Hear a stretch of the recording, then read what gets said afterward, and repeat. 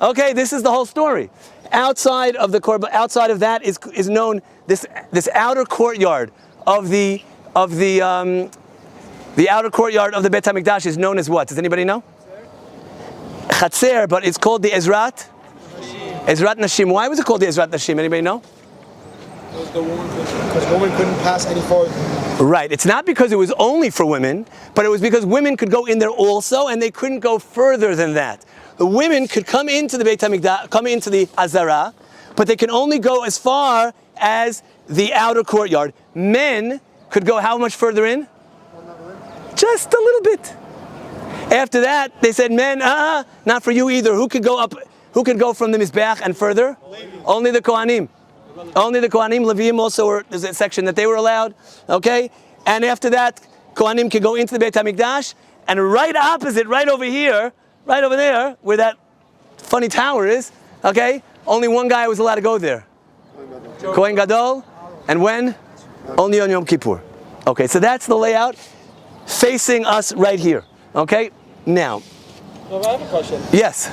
On Yom Kippur, the Kohen Gadol was allowed to go inside the Kodesh Kodashim. But let's say he did not. He dies though. If he didn't go in? Not really. I mean, I don't know why he wouldn't go in. Why would he go in and risk his life? Okay, good question. All right, ask me on Yom Kippur. Good question. Okay? Good question. Now, okay, fine, very nice. So we know the last. Guys, where did this story happen? They were looking for the oil, right? They were looking for oil. Jacob, where were they looking for the oil? Where'd they look for the oil?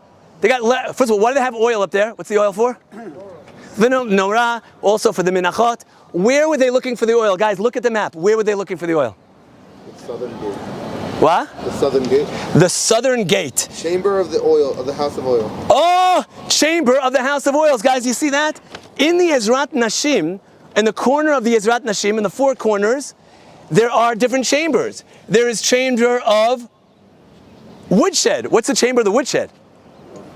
That's where that funny guy is from camp who always hangs out like in the corner of the camp, and he's like making woodwork, and you only get to see him like once every 2 weeks, you know? No, that's not what it was. What was the woodshed? What was the wood for? What was there a woodshed for? The Mizbeach. Okay, guys, the Mizbeach right there, there's a lot of wood. They need a lot of wood. So there is a chamber of wood. There's also a chamber of lepers. Who are the lepers? What's a leper? What? No. Okay, you go. Okay, you know Hebrew. You just don't know English. It's fine. Who are the lepers? Anybody know? People who like the boils, like. Yeah. Mitzoraim. The Mitzoraim. Leprosy. Okay. So the people who have leprosy and they have to do tahara, so they go there. There's the chamber of the Nizirim. Okay, and then there's the chamber of the oil. Guys, can somebody point to me where exactly would the chamber of the oils, from where you're sitting, where would the chamber of the oil be? On our right side of the oil. On your right side, guys, directly where I'm standing. You see that where that antenna is? Okay, that's exactly where the chamber of oils would be. Behind that, okay, the Beit HaMikdash is over here. The Ezrat Nashim is behind it, and right behind it, right there where those little trees are. Let me see my glasses so I can see it. Okay, where those short trees are, that would be exactly where the chamber of the oils is. That's exactly where they're looking for the. Yeah. Wasn't this only in the second Beit HaMikdash?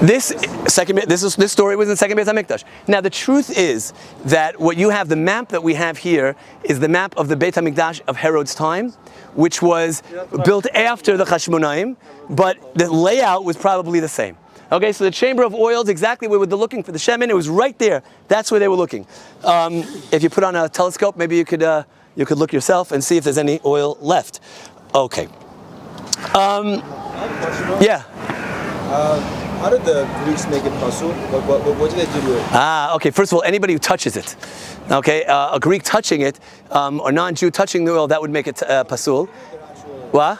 The jug? Opening up, the oil itself, opening it up, and taking off the seal. We're going to talk about that in a minute. Very good. Now, yeah. The Jews, a little off topic, but the Jews won the 6-Day War. Why did we not take back the Kodesh?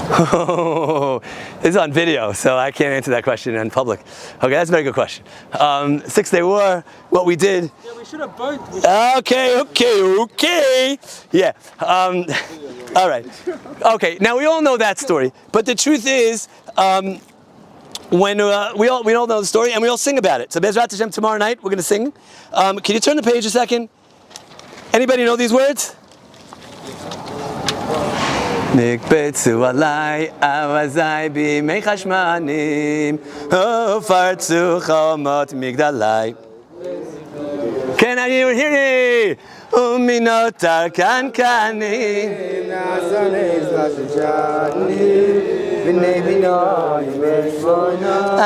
קבו שירו רננים. Very nice. Okay, good. יוונים נקבצו עליי אזי בימי חשמנים. Okay, the Greeks gathered in the time of the Chashmonaim. Upartzu chomot migdalai v'tim'u kol hashmanim. Right? They defiled all the oils. Uminotar kankanim. There was only one left. Na'asa nes lashoshanim. There was a miracle that was made for the roses. That was a nickname of the Chashmonaim. B'nei Vina, here we are again. Netiv Aryeh is like all part of the story. B'nei Vina yemei shmona kavu shiru nanim. And the boys in Rav Vina's yeshiva decided to make a party for 8 days. Amazing. How did you like the fact? You like the part that you like the smooth over that I did over there? Not about the bina. Which part did I very discreetly ignore? Which part of the song did I discreetly ignore? They defiled all the oils. They defiled all the oils we spoke about. They breached the walls of my tower, Gabe. You're paying attention. What's that? What does it mean, they breached the walls of my towers? What walls, what towers? What's that talking about? Well, it's pretty simple. They broke down, yeah. They broke down the walls of the Beis HaMikdash. Did they break down the walls of the Beit HaMikdash? Yep. They destroyed the Beit HaMikdash? That's what it says? If that, we would have a fast day. What? They got the. What does that mean? They broke the walls of my towers? What? Kohanim were under the Greek control. Okay, so that means they breached the walls of my towers? You're like, it's figurative. Guys, we did this a few weeks ago. We spoke when we went outside the walls of the old city. Remember we spoke about the beginning of Bayit Sheni? Oh, I took you guys, right? Rav Tzadok, share you with me. We spoke about what the Bayit Sheni looked like. When the Beit HaMikdash HaSheni was built, what did Yerushalayim look like? Fancy schmancy? Not at all. Okay? It looked like a shack. Remember Ezra and Nehemiah came with their people and they were fighting at the same time. They had to protect themselves while they were building the walls and right? It was like a whole, because there was a lot of antagonism from the locals, right? It was the second Beit HaMikdash was not some fancy place. There was no towers, there were no walls. What walls, what towers? The towers, what wall? There was no wall around Yerushalayim even. The wall around Yerushalayim was a piece of... No. This is like, it said of my towers. It means they broke the walls of the homes in Jerusalem. Of the what? Of the homes in Jerusalem. The what of Yerushalayim? The homes. The homes. They broke the walls of the homes in Yerushalayim. That's nice. That's interesting. Okay. The walls of my towers. So you're saying the towers is the homes. Wow, that's very very socio-religious, okay, could be, okay. So I'll tell you the truth. Most people don't know this, and that's why I brought you up here, okay? It doesn't even say they broke down, it said they breached the walls of my towers. What does breach mean?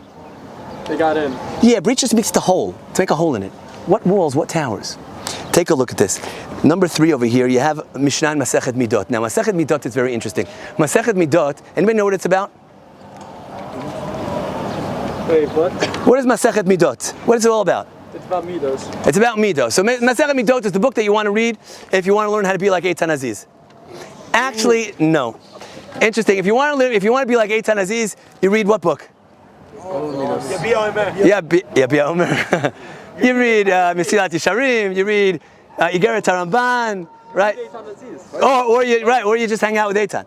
Now, Masechet Midot is actually very interesting. In Masechet Midot, people don't learn it too much because Masechet Midot, I don't want to say, it's a little boring. Because Masechet Midot is all about the measurements of Yerushalayim and Har HaBayit and the Beit HaMikdash. It's like all this math and all this all this geometry. It's like tells you where the walls have to be and how far you have to be in the city in order to eat your Maaser Sheni and all that stuff. And then how many amos there are from the entrance to Har HaBayit until the next. It's a little technical. Okay, so I'm not reading the whole thing. I just want to read one little piece of a Mishnah in Perek Bet. Who's got a loud voice? You know what? Let's do this one in English. Josh, inside the Temple Mount. Go. Lifnim mimenu. Go. inside of the Temple Mount wall was the Soreg, 10 handbreadths high, and there were 13 breaches in it, breached by the Greek kings. The Jews once again fenced in those breaches and decreed 13 frustrations corresponding to them. Okay, that's enough. Inside the Temple Mount wall, the Temple Mount wall was all this whole area over here. Okay, you could see the edge of the Temple Mount wall, the southwestern edge over there. We'll go there, Bezrat Hashem, in a couple weeks. Okay, as soon as we can figure out how to jump over the fence without getting caught. What? The Kotel ended there before? The Kotel ended there, same way it ends up. That's the remains of the Kotel, all the way over there. This is the western wall. The southern wall is right around the corner. This whole area is Temple Mount. Okay, this Temple Mount is 144,000 square yards. Okay, that's enough for 12 football fields. One for each Shevet to have home field advantage. Okay, yeah, this whole area. Okay, you go in. Does anybody know which area do you go in? Look at the map. Turn the page. You go into the southern entrance. You go in from the southern entrance. You can see there. It says underground passage. You go in from the southern entrance, and then you go around, and you come in from the east, from behind over there, and you come in. Okay, you go in from the southern entrance. So the walls of Temple Mount you can see on the map. It says here, Josh read, that inside the walls there was a sorag, 10 handbreadths high. What's a sorag? It's a fence. It's a fence. Oh, you're cheating. It's a fence. Where did you find it on the map? Of course I did. Okay, where is it on the map, guys? You see it? You found the map? You found the sorag? Inside the Temple Mount walls, where's the sorag? You see that little tiny gate, that little thin gate on the right on the bottom? It goes all the way around. Why is it? Holes in between. And there's holes there. Right, good. Why is it called a sorag? A low fence. Okay, does anybody know what the word lisrog means? Yep. What? Oh, to sow or to? Oh my gosh, we only have one. Josh Berman, thank you for being here. Guys, what is this called? A kippah sruga. And what does it mean if you have a kippah sruga? It means that your kippah has what in it? Holes. A sorag is a fence that has holes in it. Why do you have holes in it? Why would there be a fence with holes? Not people could get through. You have a fence. So people could see through. Okay? How high was this sorag? How high was this fence? 10 handbreadths high. 10. How high is 10 handbreadths? That this high. What was it for? Oh, it's like Look a this lot. fence. Yeah. Let's say the woman in the Kohanim. To keep out the women and the Kohanim? Excuse me, could women go beyond the sorag? Now you know a little bit. Could women go out? Yeah, they can go into Ezrat Nashim. Who's it there to keep out who? Non-Jews. Non-Jews were allowed to come on Har Bayit? Yeah? No. How do you know? No. They were allowed to bring Yes. korbanos. They were allowed to bring korbanos. Anybody. Yes, no, who knows? But if it's not, not what's to keep it's Va'aviotim el har kodeshi. You hear me? Vesimachtim beveit tefilati hayolotayim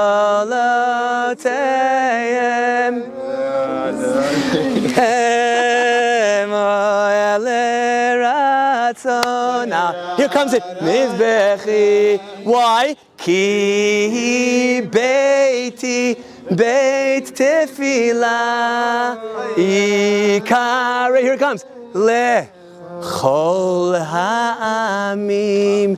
My house, says the prophet, is a house of prayer for who? For the whole world.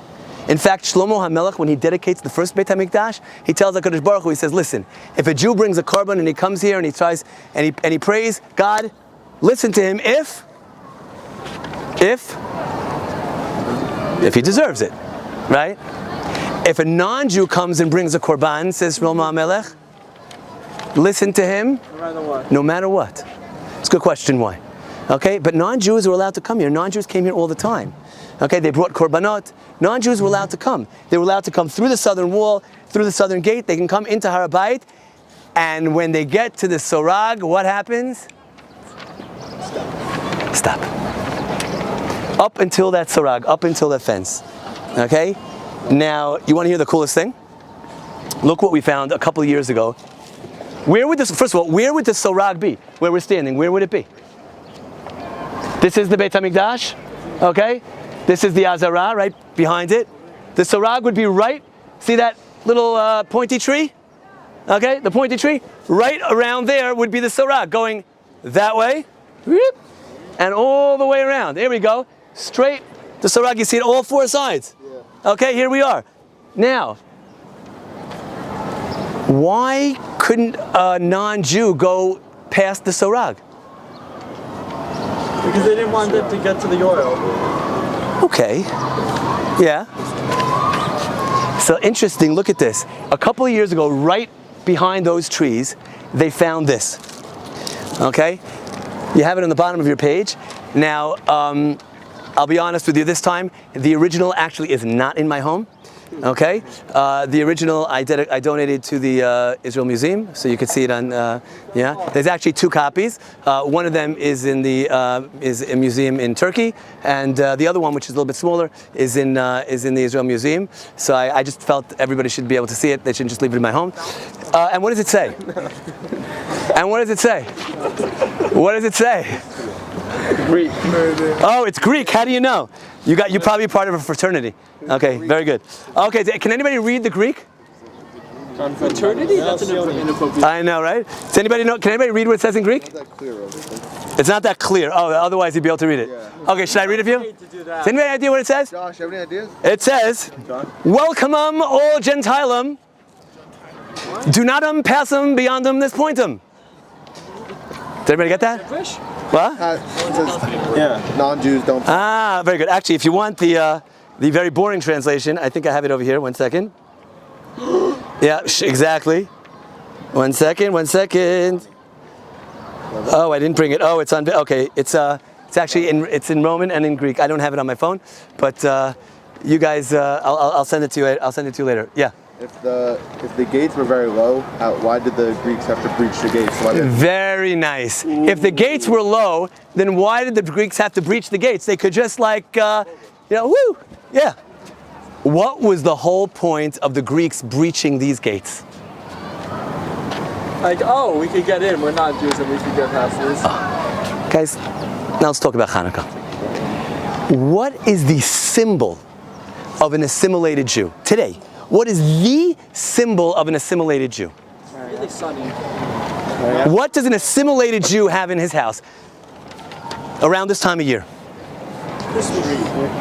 They don't call it that. They call it a Chanukah bush. A Chanukah bush. Very good. A Chanukah bush. What's the idea of the Chanukah bush? What's the idea of a Chanukah bush? I mean, the connection between Christmas and Jesus is basically like the connection between me and the Ayatollah. But yeah, what does it mean when somebody says I have a Chanukah bush? What does it mean when somebody says Happy Holidays? What? I want to be like you, guys. Come on. We live in America. We live in England. It's okay, guys. Excuse me. Do we go to university with them? Yeah. Do we do business with them? Yeah. Do we go to the supermarkets with them? Yeah. We are them. Oh, are we them? No. Yep. Like what Ben said, you're the only black guy not in the room. Okay, very good. It's good that we have editing and videos. Okay. Are we them? That's the question. Well, it depends. If you want to be with them. It depends if you want to be or not. You create a separation. Okay. So, the Beit HaMikdash is the perfect example. They're welcome. Listen, God is not just ours. You want to bring a korban, you want to see what goes on here, you want to listen to the singing of YY Specker and Ovadia Yeish, or the Levium, or whoever you want, right? That's fine. You're welcome. But there's a certain point. We go to the supermarkets with them. But when they invite us over to dinner, what happens then? You gotta pass it. I think I'll pass. You want to come over and have a sufganiyah? Okay. You want to invite me over for some eggnog? No. Guys, the whole story of Chanukah is a battle that we may have won the battle, but the war is still going on. The war is still going on. What happened to the sarag? The Mishnah says the Greeks breached it in 13 places, basically saying what? Come on! We invited you to our parties. You guys participate in the Olympics? You have your own team. You call themselves the Maccabees. Amazing, wonderful. So if we invite you to our party, no. What's the problem? You're afraid I'm going to touch your oil? That's what happened. There was a breakdown of that small little divide. And Chanukah is the time that we have to make ourselves a cheshbon. Who are we and who are they? We're part of the world. We're very, very much part of the world. We have to be part of the world. Our mission is to be part of the world. That's not being apologetic or being modern. That's what a Jew is supposed to be. A Jew is supposed to be a light, an or lagoyim. We are very, very much part of the world. We're the most important part of the world. If not for us, God wouldn't be interested in a world. That's pretty selfish. No, it's it means puts on us a lot of responsibility. That's what it means. It's not selfish. The world wasn't created for me. The world was created for me to take care of as Jews. However, in order to do that, we have to know what the boundaries are. And that little fence over there, that's the boundary. That's what they try to break down. So, Bezrat Hashem, we'll light candles in a couple hours, and when we do, that's the thing to keep in mind. That little candle which is the neshama of a Jew, that says, yes, we are a light into the world. We'll put that candle even outside our door, or in our window, for the whole world to see. But that candle is something special that we have for ourselves. And we have to make sure that we don't lose that distinction. Yevanim nigbetzu alai ufartu chomot migdalai havetimu kol umin atar kankanim nasanes b'nei vina yimei shmona Kavu shiru renanim b'nei vina yimei. And one last thing, guys, when we light candles tomorrow, just have in mind that for some reason, God's sense of humor has chosen us to be the handful of Jews who are going to light that Chanukah right over here. All of those Jews who would have come to Yerushalayim and spent Chanukah in Yerushalayim unfortunately can't do it this year. So this year it was us that were chosen to be here. So let's make it mean a lot. Chag Sameach, Chanukah Sameach, guys. Okay.